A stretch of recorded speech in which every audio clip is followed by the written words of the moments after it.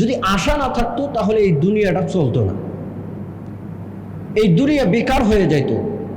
মানুষ আশা নিয়েই বিবাহ শাদী করে, মানুষ আশা নিয়েই ব্যবসা বাণিজ্য করে, মানুষ আশা নিয়েই সংসার করে, মানুষ আশা নিয়েই ইবাদত বন্দিগি করে। সুতরাং আশার থেকে বাহির হওয়া, লোভ থেকে বাইর হওয়ার কোনো অপশন মানুষের জন্য নেই। এই যে কিছুদিন আগেই, 2-3 দিন আগেই বাহারউদ্দিন ভাই ওমান দেশ থেকে 2.5 বছর পরে দেশে আসছে। তার স্ট্যাটাসটা কি ছিল?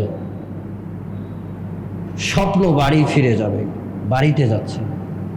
যখন আসতেছে তার আগে স্ট্যাটাস স্বপ্ন, তার আশা, সামনে তার আশাটা কি? যে বাসায় ফিরে যাচ্ছে, তার মানে তার পরিবারের কাছে ফিরে যাচ্ছে। কত বুক ভরা আশা তার।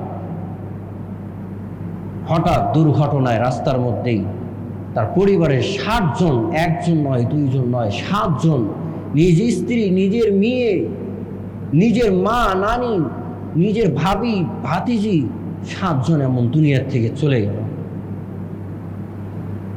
আশা, মানুষের আশা, কত আশা থাকে, কত আশা না থাকে। গত বছরে 1 বছরের মতো হয়ে গেল